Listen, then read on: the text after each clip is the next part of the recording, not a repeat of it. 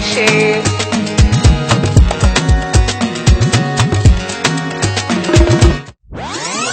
you for the apologies. We accept your apologies.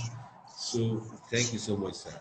Anyway, before we come back to what Mr. Olayeri said, once again, I want to say that it's my pleasure to introduce my boss.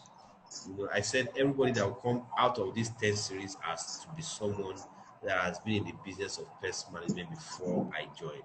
We're not going to have anybody out of episode 1 to 10 that came in after we have started. The reason behind this is to we just want to push, we want to encourage and we want to drive. A few days ago, we were having a conversation with Egbo, and I said, "Oh, this time we are talking about our city university." And yeah, he was laughing. I said, "Yes, I was in university, and you're already on the field, So trust me, give honor to who honor is due. Whether I like it or not, you cannot take it away from those that have been in the industry for some certain time. There's nothing you can do. That experience. Somebody told me that you cannot Google experience, and that is the truth. So thank you for joining us, and we appreciate your timing. I know it's not something that is very easy around this time. This is the third episode, and to start with, we want to hear a little bit of how your company started. Zenith Pest Control Services. I used to know Zenith Pest Control Services so many years back as Adebayo. So, please let us mute our microphone, and I'm going to do that from Zenith Pest Control Services. Sir, just like every one of us, accidentally, how did this started? Pest control is not a regular business in Nigeria, and you have been in the business for almost over 20 years. What's led to that in the initial stage? Thank you very much, Mr. Caleb. Once again, I would like to apologize for my inability to connect at the beginning of the meeting. It was electrical situation that made me lose connection, but thank God I'm back again. You might be wondering, Zenith Pest Control, it didn't start with Zenith Pest Control. In fact, in 1996, I went to the CAC and then registered a company named Agricultural Links Nigeria Enterprises. Part of our business line is pest management. At that time, it was like a child's play. I never took it so serious. But God being on our side, we were able to metamorphose into Zenith Pest Control. When I was doing ALN, we used to normally attend meetings of Pecan at Obalende. One Mr. Ilori, though late now, he was one of my mentors back then. He told us that, look, this business, they pay money, but just be focused. But at the end of the day, you'll be contented. And that's what we're expressing today. 1996, this 2020, going to 2021. I can say that pest management has given me a lot of content compared to another business I've done. I've done fire service business. I've done farm work business, but none of them is as profitable as pest management. And the stress involved in other business cannot be compared to what I'm enjoying in pest management. So pest control services today have been a very, very lucrative business, particularly for those who are committed and dedicated to the business of pest management in Nigeria. It could be hard initially, but at the end of the day, when you look back, you will feel satisfied and be contented. Thank you so much. Thank you, sir. Now, to just to buttress what you just said now, there's one area where we're focusing on tonight. That is the area of team management. We know that every high-flying individuals, every high-flying organization, they have a very solid team behind them. And because of the fact that pest control, sometimes because of some of these personnel that we engage, because of the exposure to the trade secrets, sometimes they always feel it's something that they can just wake up one day and start They're always envious of those that they've, So far so good. 24 years or thereabout. You know, how have you been able to manage different teams to remain very relevant in the industry? Team management is very important. What are the strategies that has been very key in managing your team, sir? Yeah, thank you very much. When you mention team, it means that I'm not the only person involved in pest management in my business. We have my assistants, my spraymen, and those who actually relate with in terms of business experiences. One thing is that dedication of the duty by the CEO has a lot of influence on how your subordinates, your staffs coordinate the business affairs in your organization.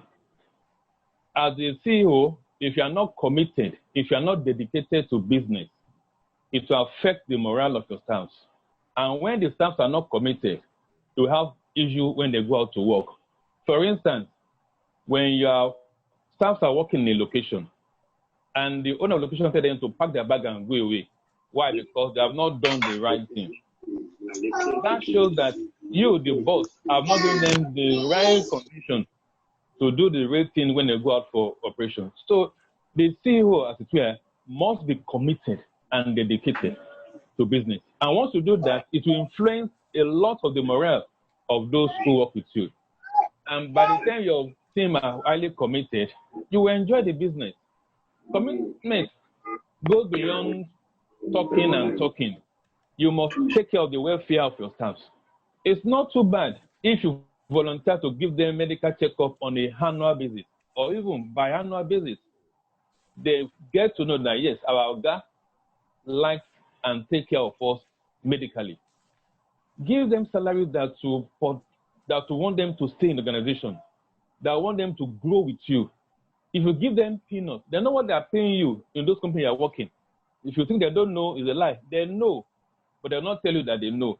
So if you don't pay them commensurate allowances that shows that you actually appreciate their service and commitment to the business, then before you know it, good hands that you have trained within a short time of maybe 1 or 2, 3 years, they leave you and go and set up their own company too. Why?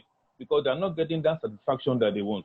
So as a CEO, you need to show commitment, not only to your own purse, but also to the welfare and the well-being of your team. If your team are well catered for, they will surely want to stay by you, even when in times of difficulties, situation whereby they cannot afford to go out. But when you call them, because of that commitment, because of that welfare package you give to them, they wouldn't mind. Even when they're with their wife in the bedroom, they will tell Madam, I'm coming. Oga is calling us. Why? Because they know that Oga himself takes good care of them. So apart from being dedicated by yourself, to show a kind of commitment to the welfare of your team that will make them to go extra mile in terms of service delivery. Thank you very much, sir. I've learned one of this from just what you have said now. But for somebody that is just starting up, that cannot afford to pay salary to operators, so for people that cannot, place operators on salaries, in situations like that, what do you advise in areas of motivation?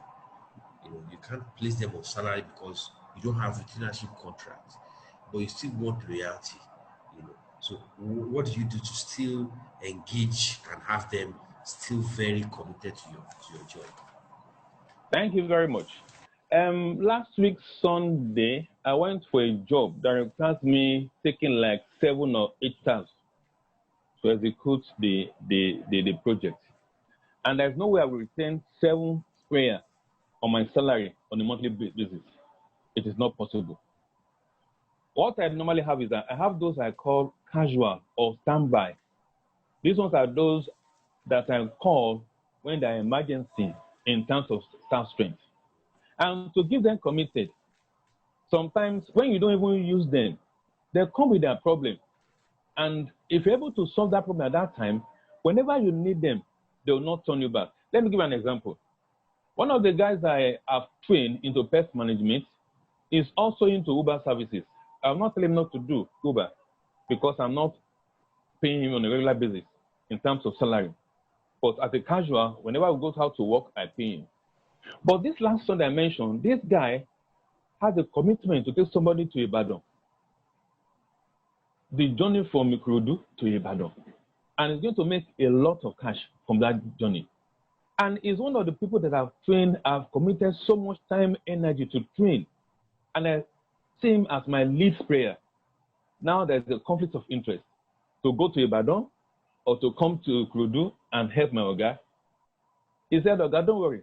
Let me call you back in the next 3 hours. My heart hurts. If this guy comes in 3 hours and says he cannot come to Ikorodu for this job, that means I'll have some challenges. But when he called back to Oga, no problem. When I started the job, sir, I'm ready for the job. I said, what's happened? I've canceled the trip to Ibadan. Just like that, Oga, I cannot do without, I cannot hear your voice and say no.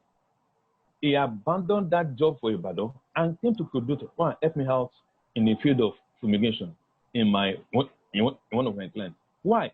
Because this is a staff that when he calls me, Oga Baoni, how about we can need I transfer 1,000, 2,000, 5,000. Such little drops makes a lot of difference in their life and make them to be committed whenever you need them.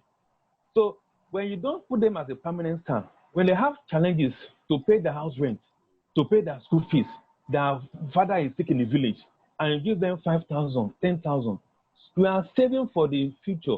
When you need them, that is critical.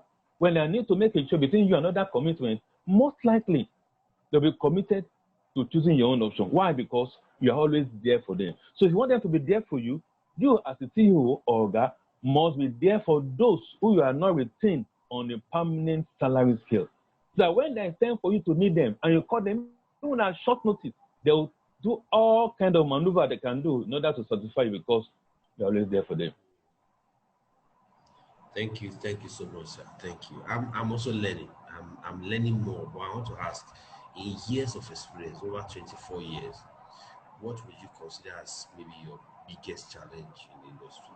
The challenge that have faced you in a way that you you remember it almost every day after years of surmounting that struggle. What has been the biggest challenge, sir?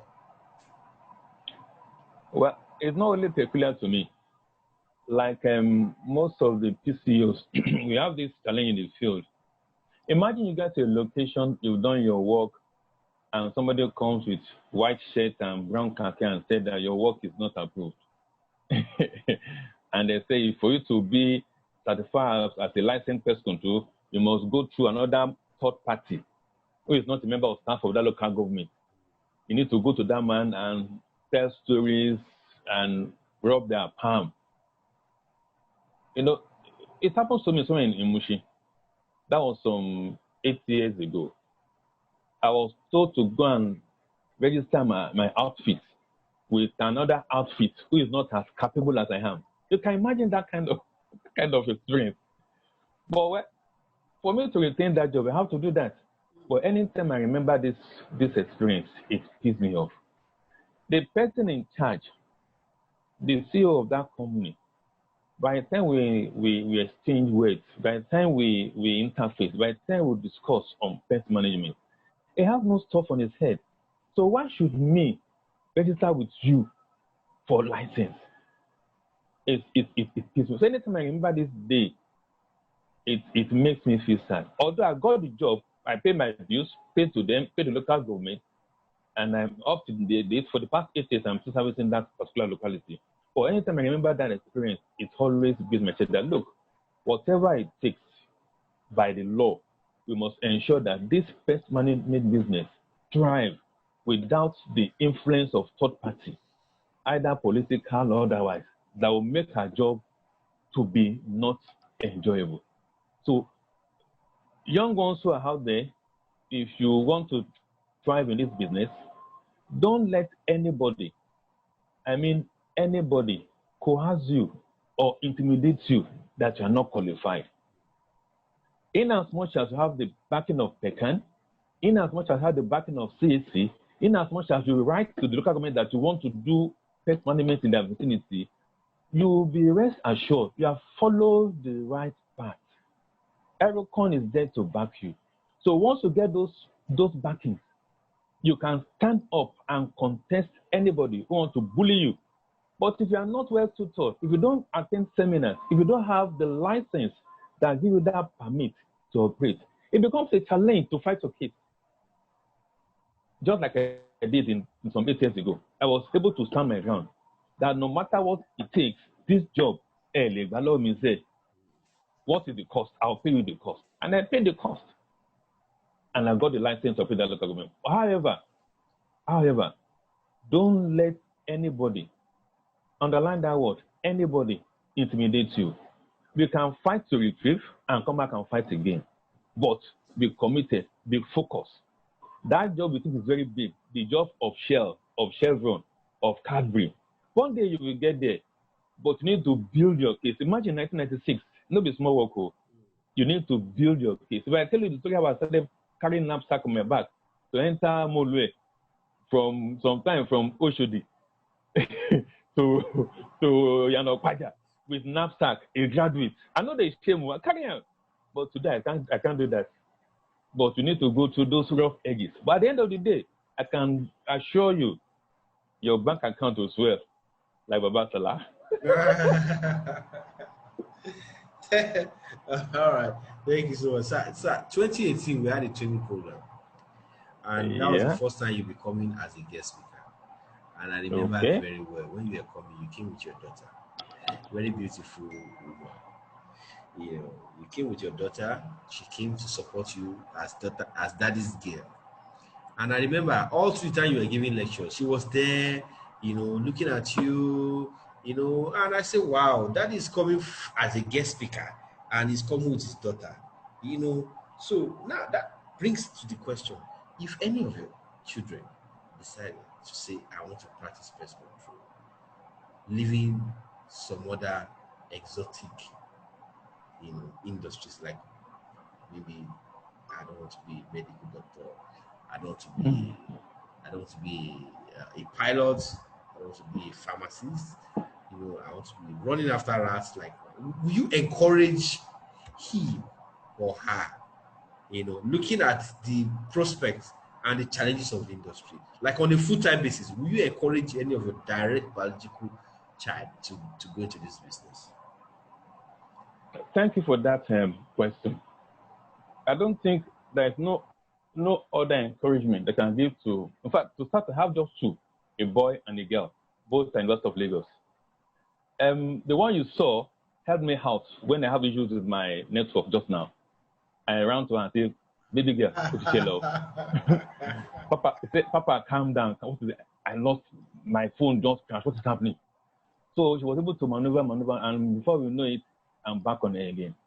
So to be candid, today's world is not a world of academic. It's a world of what you can really do.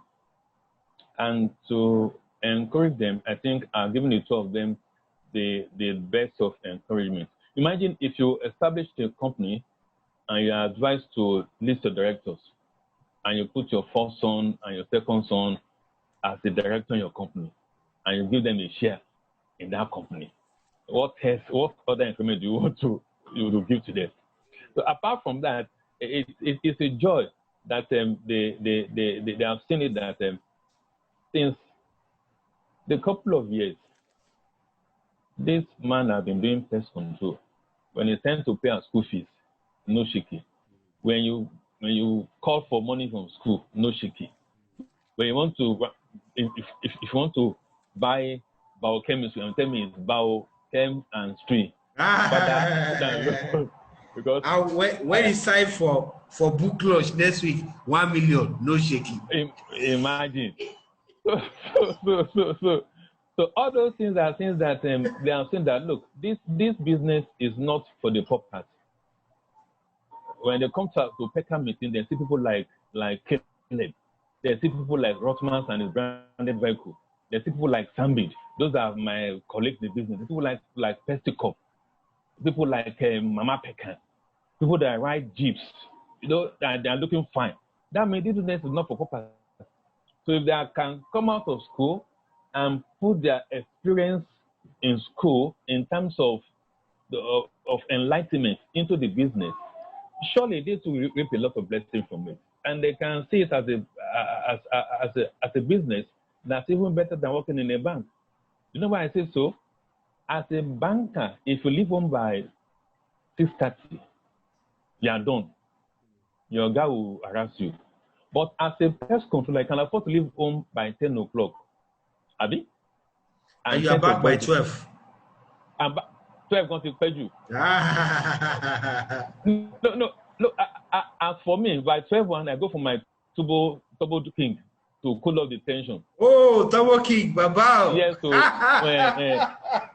no, because if you work hard in the sun, imagine you have about 110 base stations to attend to in a day, and you work in the mid sun from base station number 1 to 100. Oh my boy, you need something to cool off now. Yeah, exactly. You can't cool off in the premises, so mind you. But when you go out, you cool off. So that shows that even with little stress, at a certain stage, you can look back and say, yes, when the bank manager talks or speaks, you can speak and speak loudly. You cannot be intimidated because the job will give you a kind of return that you can believe that, yes, can sustain not only you, but your family. We have our friends who go for seminar in Dubai, in South Africa, in Washington. They are not sponsored by government. They are sponsored for the pest control job that they are doing. So if a business can sponsor the CEO and his PA to attend seminar, just to go and talk and come back, and they spend 1.8 million for that trip, that means the business is booming. So if our young ones see this enough, they will know that, yes, although I'm a geologist, I'm a pharmacist, but there are other aspects of life that can provide comfort without the stress that we experience today. So I'm telling them that, look, you are going to school to acquire knowledge. After that knowledge, there's a place for you to work, even without writing an application, because you are once and you are again a director in this business. So no question of Moja the school, you can never be unemployed. Your employment is starting. So let us look at it as a job that can give to our young ones, to our children after we go. Pest management in Nigeria is just coming up. In the 90s, it is not as vibrant as this. But today, the vibrancy of pest management today, the noise Pecan is making about pest management today, I can rest assure you that in the next 10 years, you will be surprised what people will gain from pest management. Because the companies are growing. We have food industry coming in every day. We have maintenance services that we need to do fumigation. They need to contact professionals. So if you are well trained, you're going to grab the job. Let me give you an example. I went to a facility last week. The Indian man, they want to do HACCP certification. Although I'm doing their license, I'm doing their fumigation, pest management, but we have not gone into solid contract. But now, because of the audit requirement for HACCP, they need an agreement, they need schedule, and they need a kind of regulatory backing. They want LATAPA issues, or GEPA issues. So I was telling the man, look, okay, if you want to go through this IETO and you want to use me to get your certification, my consultancy fee will increase. He said, what do I mean? I mean that you are going to pay me more. He said, what do I mean? You are getting certification, you want to export your goods to New York, to Amsterdam, and you want to get my quality free of charge. I increase my fee 200%.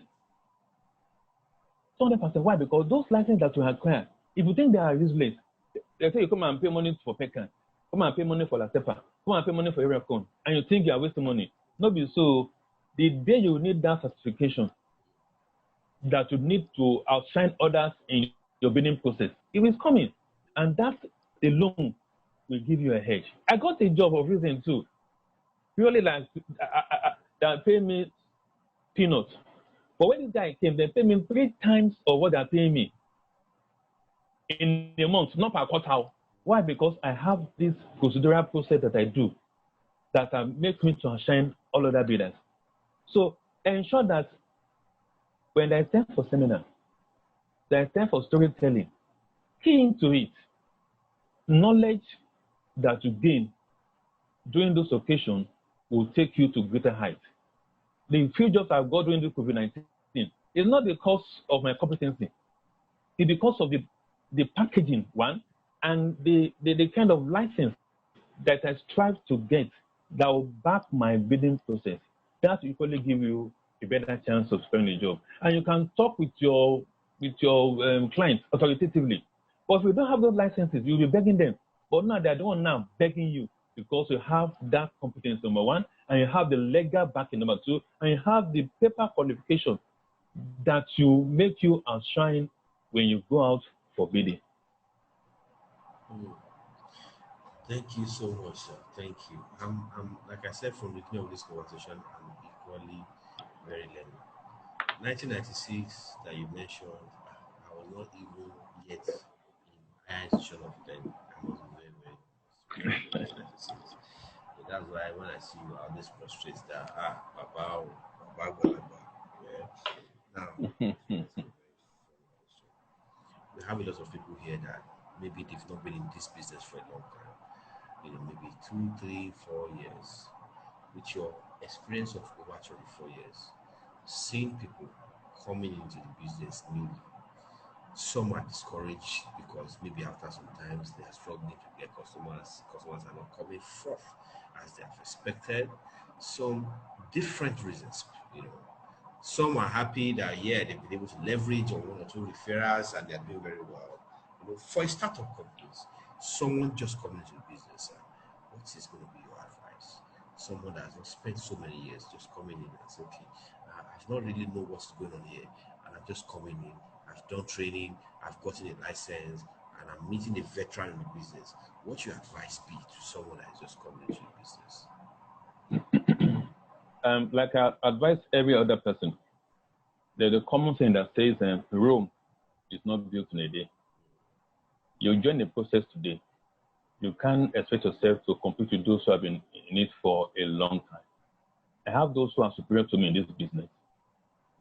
Baba Ogunedeka, for example. Baba Odobogun, for example. Baba Shomye, for example. They are the ones who I call Baba. And when they talk, I sit down calmly and listen to them. Why? Because I know that those people they are the epitome of knowledge. They are edifice when it comes to pest management. I can recall several times I call Baba Ogunedeka. In fact, I still call him last 2 weeks when I have a challenge. Daddy, Baba show, you call me Baba show. He now give me ways to do it. So what I'm trying to say is this. It's just like a fish farmer or a poultry farmer who wants to go into a poultry business and he has little to nothing when it comes to experience. You don't want to stock and stock big. You don't want to stock and stock. If you stock and stock big, when there is crisis, all your funds goes down the drain. I want our young ones to be patient and climb the ladder, one step after the other. The first step, you get to that level, you sit down, you adjust yourself, then you climb the next level, the next level, the next. In that case, you get stabilized. Nothing shakes you. But if you want to travel from step 1 to step 10, just in a day, crashing is inevitable. So don't let's look at those who have spent so many years in pest management and want to be like them after spending 12 months or 24 months in the business. Those ones have paid their dues. So be willing, be ready to pay your due. If you don't pay your due, you might grow, you might rise, but sustaining achievement is not easy. Just like musicians, they release one album and they blow. Most cases they are not able to sustain the level that they get because of that spontaneous growth. Are you getting me? So let's also look at things as a gradual process. You have the Soneye of today. You have the obesity of today. They have paid their dues. So anybody coming to business of music today, you don't want to come and become Soneye at once or fail at once. You need to calibrate, grow from one step to the other, and that gives you the stability. Because during that process, you learn so many techniques on the field. But if you are not in the field, how do you learn them? How do you learn them? So you don't want to be envious of those older ones who have paid their dues, who are now stabilized in the business of pest management. Although you may have fast fingers He can be able to make use of our internet and get ideas. Yes. Only pé ọmọdé òun láṣọ bí àgbà, kó lákìsà bí àgbà. So those things help us a lot. We want to take things calmly and easily. By the time we gradually grow, we become stabilized. Nothing will shake us. But if you have an uncle in Shell and he gives you a job, and you just spend only 12 months in the business, you will get the job, but will you be able to sustain that job? Because when it comes to the real nitty-gritty of the business, it becomes a problem to you, and you come running skater for solution. But if you have grown in the business, no matter what challenges come, you will tell, I've seen this in client A's facility before. I've seen this in client B's facility before. So when I come to client D or E or F, and similar things crops up, I won't be shaky. I'll use the experience of client A, B, and C to tackle that of client D. But if your uncle gives you a job and you are not known to those challenges, the uncle that gives you that job will never regret giving you the job. So don't let us take it easy. Let us grow gradually. The business is for eternity. Don't let us rush. If you eat hot food, by the time you burn your lip, when the food becomes cool, you won't be able to eat again. So let us gradually take our time. There are lots of potentials out there, but let us be well equipped. If you are well equipped, when you talk, people will listen to you. But if you are not well equipped, I'm sorry. If I go to facilities, those who are HSC managers, when we discuss, they'll sit down and listen to us. Why? Because we have experience of 24 years. We have seen it all. They are just coming from school. They only read it in papers. When it comes to practicality, it becomes challenging. I don't want to mention a company's name. I've seen people who have met in the field that they supervise our job, and this one knows little or nothing about our business. But because of the structure of the organization, they are empowered to supervise our job. But if you are not well grounded, they will tell you, no, don't do it. Let me give you an instance. I don't know if our young ones, I know they should know by now. When we come to pest management in the food industry, there is this potential problem that is always available. Cockroach. You know the big one. You know the small one. I mean, the small one, German cockroach, very, very notorious. Even if you fumigate, because they have this leaky component to their body that can creep into the smallest opening. So when you fumigate, sometimes your chemical will not get to them. After your job, they'll come out and start saying, I know that you don't be so. But what do we use? Advanced technology. People make use of gel, cockroach gel. You apply it today, you see those cockroaches dying in numbers. So this young HSC guy told me that no, cannot use this in a facility, blah, blah, blah. If you contaminate the soil, you contaminate this. And then look at the guy. You don't look already. When you both that did research and come up with this thing for food industry, they know that there is contamination. So the level we're going to use in any facility can never contaminate any soil. It's just a pinpoint drop. Pim, pim, pim, and they eat. If I do not know my job, I'll be coerced not to use this gel. So I said, okay, I've had you, Mr. HSC, but let me see the MD. It's a Briton. I went to him, Mr. Williams. Sir, this and this I want to use in your facility, but this man said is a safety officer that cannot use it. He said, why? Call him and ask. He called the guy. He didn't ask for question.